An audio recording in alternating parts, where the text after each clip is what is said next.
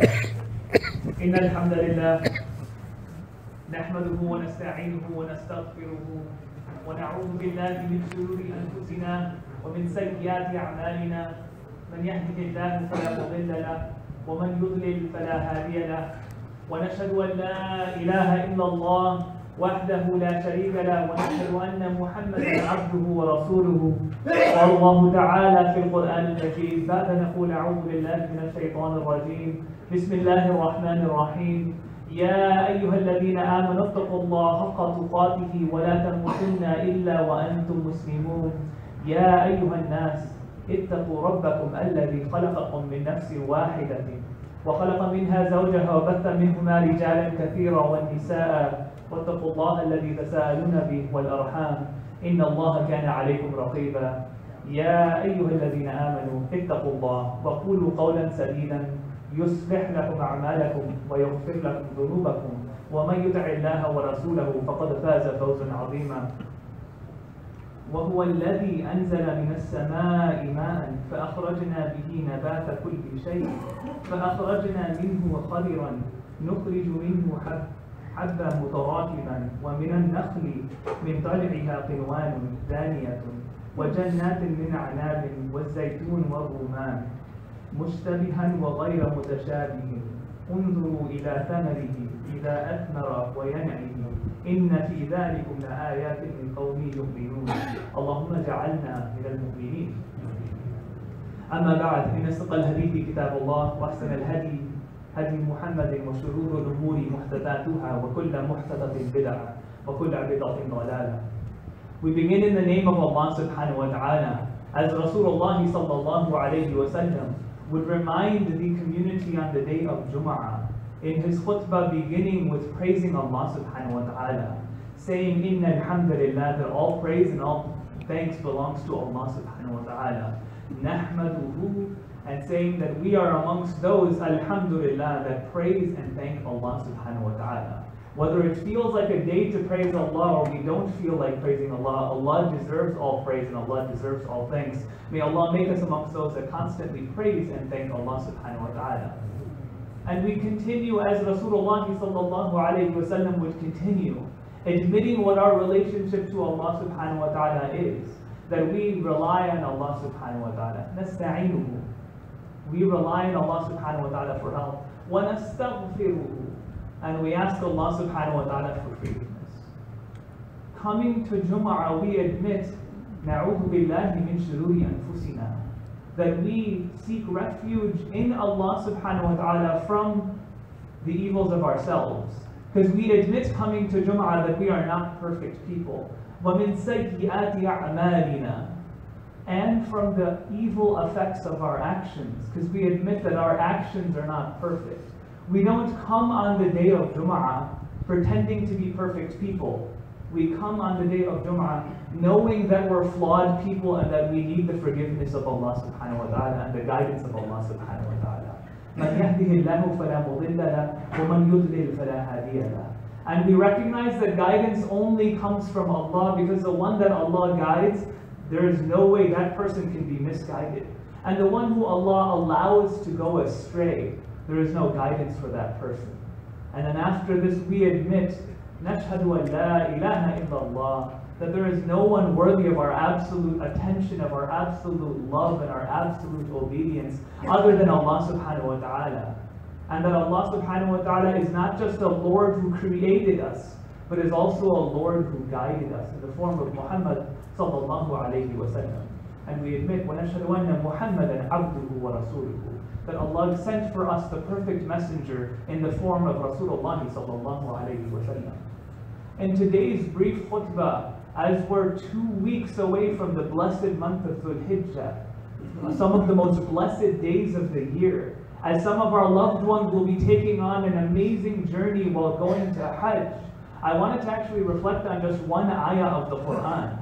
And this is an ayah of the Quran that's found in Surah Al-An'am, which is the 6th surah of the Quran. And it's an interesting surah because most of us have this understanding that when the Quran was revealed to Rasulullah sallallahu alayhi wa sallam, it wasn't revealed all at once. It was revealed little by little. responding to the situation of his community. And Surah Al-An'am is a particular place in the Quran where it's amongst the longer surahs of the Quran. But majority of it was actually revealed in Mecca. It's actually considered the longest fully Meccan surah that was revealed to the Prophet ﷺ. And most of us are familiar that the messages that were revealed in Mecca were different than the messages that were revealed in Medina. Because the Prophet ﷺ's community looked different in Mecca than it did in Medina. The verses of Mecca were about correcting the mentality of a society. Verses of Mecca told people, you're all equal. Don't bury your daughters alive. Worry about your actions. Reflect that there is a hereafter. These are the verses of Mecca. They correct a person's understanding. The verses of Medina, by and large, were to actually maintain a person's faith. That you need to do, Mecca will be, you need to recognize there is Allah subhanahu wa ta'ala. In Medina would be that you are supposed to maintain that by cleansing your finances. Mecca, be good to the people around you. In Yathrib, how you deal with your relatives, this is how you give them inheritance. Medina maintains the morals that the community was given in Mecca. And the reason I start with this introduction is because the ayah that I want to speak about today was revealed in Mecca, was to change the perspective of a community, in which Allah subhanahu wa ta'ala revealed, وَهُوَ الَّذِي أَنزَلَ مِنَ السَّمَاءِ مَاءً. And it is Allah subhanahu wa ta'ala who sends down water from the sky.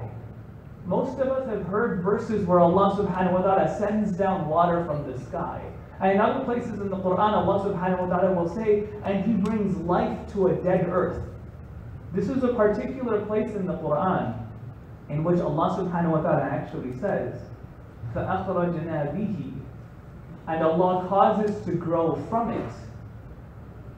There's no actual definition of what it is, unless you look at the ayah beforehand.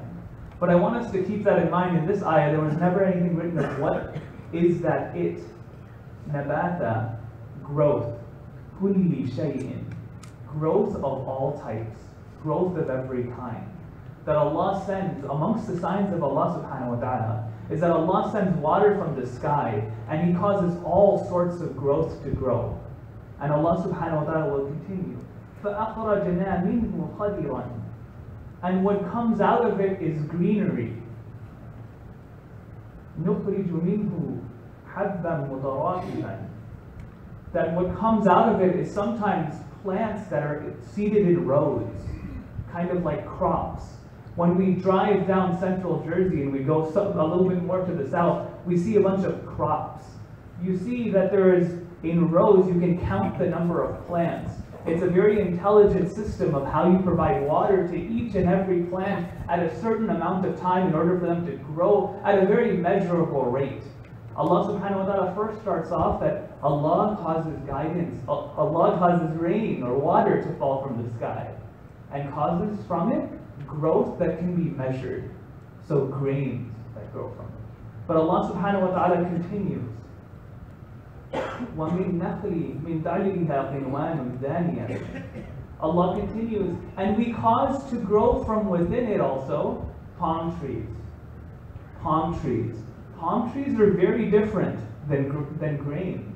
Grains require a lot of water. Actually, they require a small amount of water, but consistently given to them. But palm trees are very different. They require a lot of water, but then they can go for a long period of time without any water. And the way a palm tree looks is also very different than the way a grain looks. And Allah subhanahu wa ta'ala even gives us the imagery. مِن دَلِهَا قِنْوَانٌ. Allah subhanahu wa ta'ala even gives the imagery that they start to descend a little bit because of the heavy fruits that they carry. Most of you have already seen through it that Allah is talking about grains, but Allah subhanahu wa ta'ala is also talking about the effect of guidance. The effect of guidance to people is different. Some people it's like grass. Some people it's like crops. Other people it's like palm trees. Actually, Shah Waliullah al-Zahabi, may Allah be pleased with him, he actually says something interesting commenting about this specific terminology in the Quran. He says, just as Allah subhanahu wa ta'ala, when Allah creates a plant that bears fruits, He forces that plant to actually humble itself by lowering itself. Just like if we want to provide fruits for our community, for our family, for the people around us, we're supposed to humble ourselves as well. Just as there's a sunnah of Allah subhanahu wa ta'ala with the fruits that Allah creates. But moving forward, Allah continues, وَجَنَّاتٍ مِنْ أَعْنَابٍ. And also from amongst the growths that comes from this water from the sky is grapevines, is gardens of grapevines. And grapes are very different than grass crops or palm trees. Grapes are actually a creation of Allah subhanahu wa ta'ala, that to grow them efficiently, a lot of work goes into it. You have to actually put little sticks in the ground so that the grapevines can actually wrap around it. And they require a lot of consistent water. And Allah subhanahu wa ta'ala then continues, وَالزَّيْتُونَ, and the olives. Allah subhanahu wa ta'ala will talk about olives multiple times in the Quran, but an olive tree. Olive trees are amazing in many different ways, but one of the reasons why olive trees are considered a plant that's about giving is because when you plant an olive tree, it doesn't grow the next year. When you plant corn, it grows in a season. When you plant an olive tree, it grows in 20 to 30 years. So when you plant an olive tree, you're typically not planting it for yourself. You're planting it for the next generation. And then Allah subhanahu wa ta'ala continues, وَالرُّمَانَ, and a pomegranate. And a pomegranate. Another fruit that Allah subhanahu wa ta'ala has created, but this is a particular one. I actually had to listen to a BBC documentary to appreciate this ayah of the Quran, in which a pomegranate is a very special type of fruit that's very difficult to grow. And the Arabs specifically loved the pomegranate because it was very rare and it was very difficult for it to be produced in that area. What a pomegranate requires is a specific type of water. It requires a water that is a good amount of water, but if you give it too much water, they all die because of fungal infections. And if you give it too little water, a fruit will come out, but it will have almost no seeds.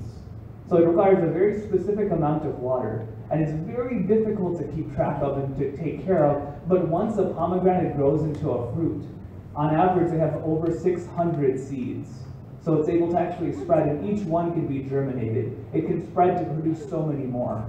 And Allah subhanahu wa ta'ala then concludes, مُشْتَبِهًا وَغَيْرًا مُتَشَابِهٍ, that they are alike and they are very different. انظُرُوا إِلَى ثَمَرِهِ, look at how they ripen, and look at إِذَا أَثْمَرَ وَيَنْعِهِ, at how they ripen and how the fruits grow. إِنَّ فِي ذَلِكُمْ لَآيَاتٍ لِقَوْمٍ يُؤْمِنُونَ, indeed in these are signs for people who believe. Yes, we believe that Allah subhanahu wa ta'ala in this verse is describing the way fruits are on earth. But Allah subhanahu wa ta'ala is also revealing this ayah to correct our minds. Every ayah of the Quran has lessons in it for you and I, especially the ones that Allah points to and says that there are lessons. And some lessons we can take away from it is actually when we look at the sunnah of Rasulullah sallallahu alayhi wa sallam. Allah subhanahu wa ta'ala sent us guidance in the form of the Quran, in the form of Rasulullah sallallahu alayhi wa sallam.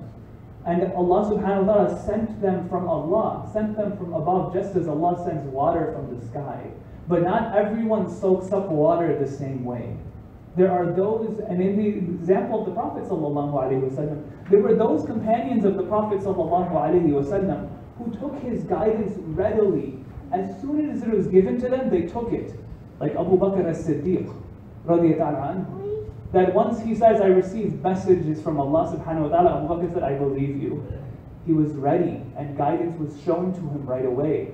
And then there were other companions whose guidance didn't affect them right away. You'll have Umar bin Khattab, you'll have Safwan radiyallahu anhu. Safwan is interesting. He's a companion of the Prophet sallallahu alayhi wa sallam that was amongst the first people to hear about the message of Islam.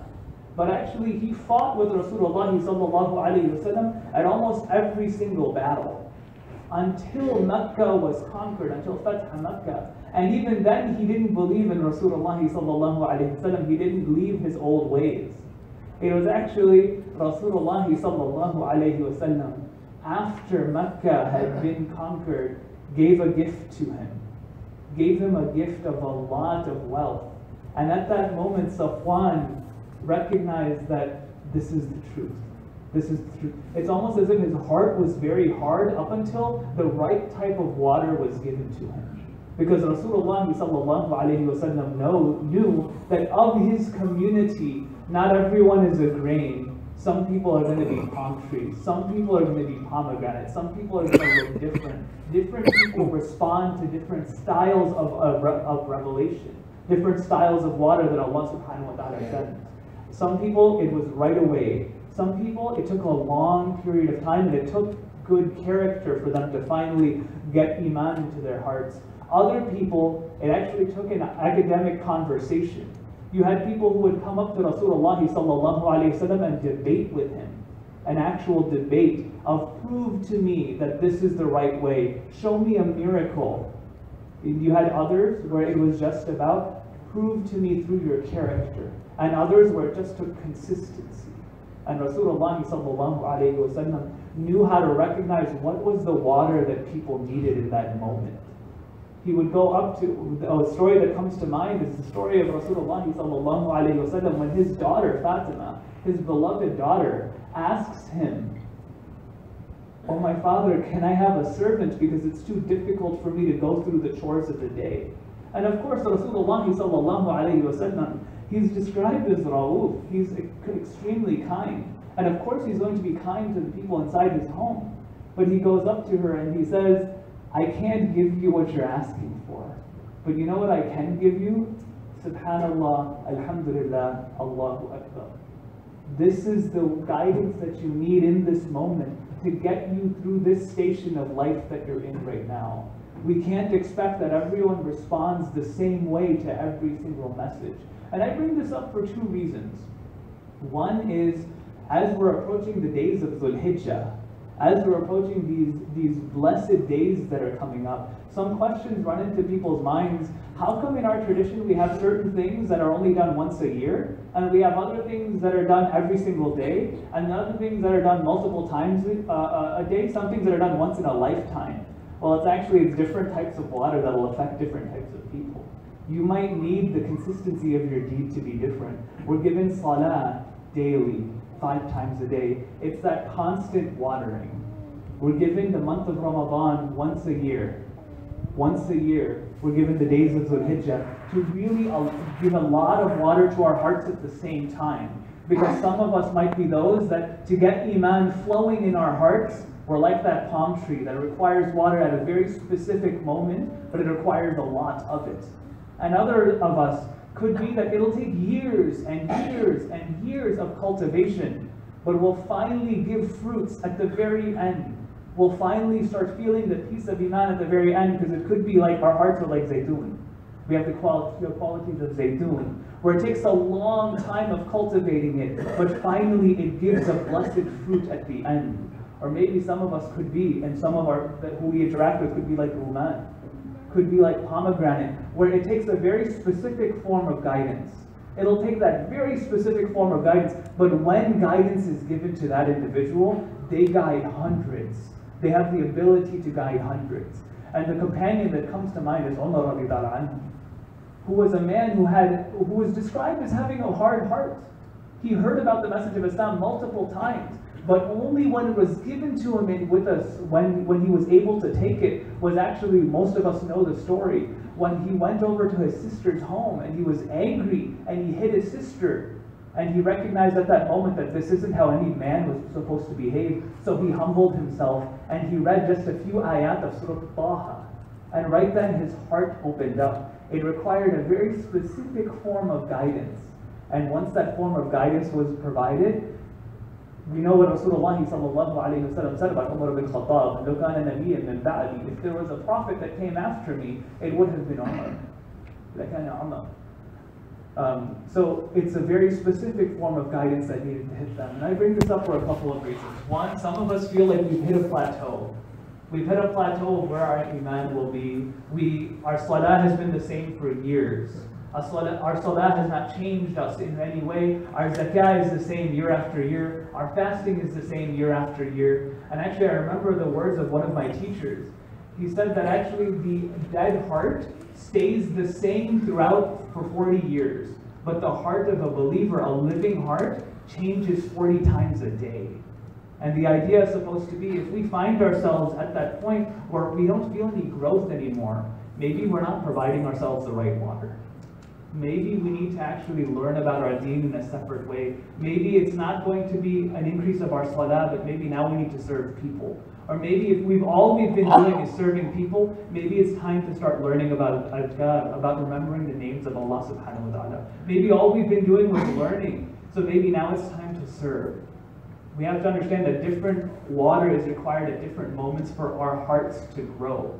That's the one reason. And the other reason I bring this up is for us to recognize that our communities need to be like the community of Rasulullah sallallahu alayhi wa sallam. Rasulullah sallallahu alayhi wa sallam's garden didn't just contain one type of plant. The garden of Rasulullah sallallahu alayhi wa sallam was diverse. It had people of all types. You had people like Malik. You had people like Malik who, what it required for Iman to enter their heart was actually dignity. He was chasing after Rasulullah sallallahu alayhi wa sallam when the Prophet was making hijrah. And he was chasing after because he was trying to get the bounty that the Quraysh had put on the Prophet's head. And at that moment, Rasulullah recognized, here is a man who's chasing dignity. So Rasulullah sallallahu alayhi wa sallam, what he does is he actually tells Malik, how would you like to have the bracelets of Kisra on your hands in exchange for letting me go? And Malik doesn't convert to Islam in this moment, but he recognizes it. He's just like, what I'm actually after is dignity, and you're telling me I can get dignity through righteous things? And Rasulullah sallallahu alayhi wa sallam sowed that seed in him, so that later on in his message, Rasulullah sallallahu alayhi wa sallam is going to be able to communicate with him, and Malik will become a great companion of the Prophet sallallahu alayhi wa sallam. You'll have the same thing with the companion I mentioned beforehand, Safwan, who will have interacted with the Prophet over and over and over again. But Rasulullah sallallahu alayhi wa sallam recognizes his heart was hard because he constantly was abused in the society. His family was not one that was given honor, but was always overlooked. So when Rasulullah sallallahu alayhi wa sallam recognized that, he recognized that's the reason that Iman isn't entering into his heart. And he used that moment to give him what would allow water to finally seep into his heart. So I mentioned this for that reason as well. The people around us, we need to recognize that Allah subhanahu wa ta'ala has created every single person individually. They're all a different type of plant. There is guidance in the message of Rasulullah sallallahu alayhi wa sallam, in the words of Allah subhanahu wa ta'ala. There is definitely guidance. But the question we have to ask ourselves is, are we delivering it properly? I work with young people at a pretty frequent basis, college students. And college students will often come up to me, those who are on the brinks of leaving our tradition completely, and will say, it's because it was forced down my throat. My parents did this, my parents told me to do this, all they told me is what I couldn't do. And you start recognizing that they were trying to water a plant that didn't need water in that moment, or didn't need water in that way. We have to be wise. Rasulullah sallallahu alayhi wa sallam was wise in how he administered the guidance of Allah subhanahu wa ta'ala to his community. He changed their minds.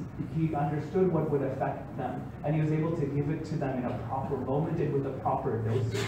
And we ask that Allah subhanahu wa ta'ala give us the wisdom of recognizing the sunnah of Rasulullah sallallahu alayhi wa sallam and catering to ourselves, our own hearts, and to our communities in a proper manner. We ask that Allah subhanahu wa ta'ala allow us to have hearts that are light, that guide ourselves and also act as guides for the people around us. And we ask that Allah subhanahu wa ta'ala allow us to be like soil that is rich, that is able to soak up the guidance that Allah subhanahu wa ta'ala gives. Not like rocks that just allow water to seep, allow water to flow away in many different directions. أقول قولي هذا واستغفر لي ولكم ولسائر المسلمين فاستغفروه إنه هو الغفور الرحيم.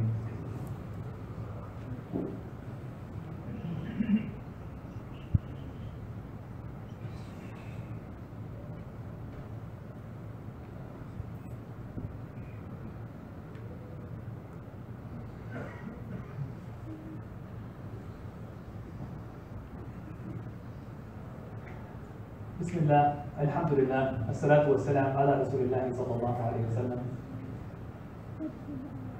Alhamdulillah, we were able to understand, or I was hoping to share just one ayah from the Quran, in which Allah subhanahu wa ta'ala reveals in Meccan Quran to correct the way that you look at literally at the growth that Allah subhanahu wa ta'ala causes in the earth. The idea that different plants grow and different plants have different ways of growing throughout their life, of maturing. They taste different. They're able to produce at different levels. We're supposed to understand that to appreciate the vast spectrum of the creation of Allah subhanahu wa ta'ala, but also to understand that this verse was revealed in Mecca. These were the verses that were revealed to the first companions of Rasulullah sallallahu alaihi wasallam that allowed them to be a vibrant community. They were told that water will come from Allah subhanahu wa ta'ala. Allah definitely sends guidance, and that guidance will affect different people in different ways. So make sure when you're administering the guidance of Allah subhanahu wa ta'ala to keep in mind that Allah created a spectrum of creation, not just one form of creation. That it's going to take a diverse way of administering this guidance in order for us to feel touched. Whether that's individually within our own lives, salah is a certain type of guidance, hajj is a certain type of guidance. Those that are going on hajj this year, we ask that Allah subhanahu wa ta'ala accept their hajj.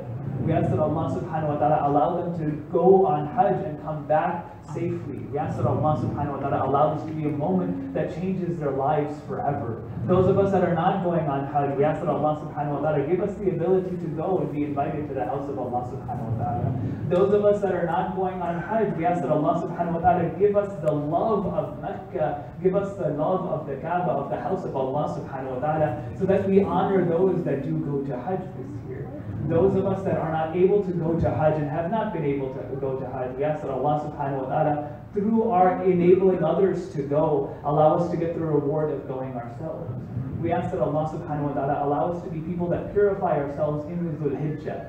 We ask that Allah subhanahu wa ta'ala allow us to take advantage of these holy days of Dhul Hijjah that we're about to go into, in which just typical salah will have the reward of struggling in the way of Allah subhanahu wa ta'ala outside of our home. And we ask that Allah subhanahu wa ta'ala allow us to be like Rasulullah sallallahu alayhi wa sallam, who was affected by the words of Allah subhanahu wa ta'ala and able to share the words of Allah subhanahu wa ta'ala in such a manner that it changed people's hearts. I share this last ayah from the Quran that Allah subhanahu wa ta'ala puts forward. يا أيها الناس قد جاءتكم موعظة من ربكم وشفاء لما في الصدور وهدى ورحمة للمؤمنين. Allah subhanahu wa ta'ala says, O mankind, that there has come to you, and Allah says four things. Instruction from your Lord, موعظة من ربكم, that there has come to you healing, شفاء ما في الصدور, لما في الصدور, healing from what is in your hearts, and guidance, وهدى ورحمة, and mercy. And I want us to recognize these four things because Allah subhanahu wa ta'ala has given us this guidance, has given us this way of life, and it's supposed to represent not just one thing. It's supposed to represent instruction, that is correct. But it's not just instruction. When we go for a physical ailment, when we go to a physician, at times we're looking for instruction. And at times a physician tells us, you need to do this, this, and this, and you don't need to do this in order for you to be healthy. But at other times, the physician won't give us lifestyle lessons. They'll actually give us medicine, healing for what is in your hearts. Sometimes it's an intervention in that moment. It's not how you live your life, it's you need to change something right away in order to get rid of this disease. But at other times, Allah subhanahu wa ta'ala will give you guidance. At other times, Allah subhanahu wa ta'ala will give you this idea of you need to understand the harmful effects of that thing. A physician doesn't just hand out cures. They enable you to live a proper life. They will sometimes even give you rahmah, mercy, tell you, sometimes it'll be a warning. It'll be, if you do this and this, if you smoke, you're going to get black lung. If you don't wash your hands properly, you are prone to these diseases. Sometimes it'll be that. At other times, it'll be actual medicine. At other times, it'll just be grateful. There are other people who are suffering from this and this and this. So you need to be grateful. And when you internalize that, that actually leads to you having better health. That is the message of Allah subhanahu wa ta'ala for us. It's a healing for what's in our hearts. It's an instruction of how to live our lives properly.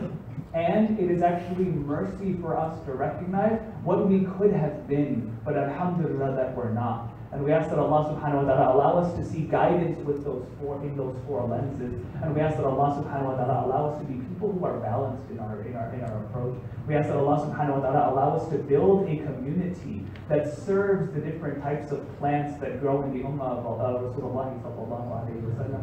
And we ask that Allah subhanahu wa ta'ala allow us to be amongst those that are shaded on the day of judgment. And we ask that Allah subhanahu wa ta'ala allow us to be amongst those that are the best to our families. ربنا هب لنا من ازواجنا وذرياتنا قرة اعين ربنا آتنا في الدنيا حسنة وفي الآخرة حسنة وقنا عذاب النار وادخلنا جنة مع الأبرار يا عزيز يا غفار يا رب العالمين. اللهم اجعلنا من المسلمين، اللهم اجعلنا من المؤمنين، اللهم اجعلنا من المحسنين.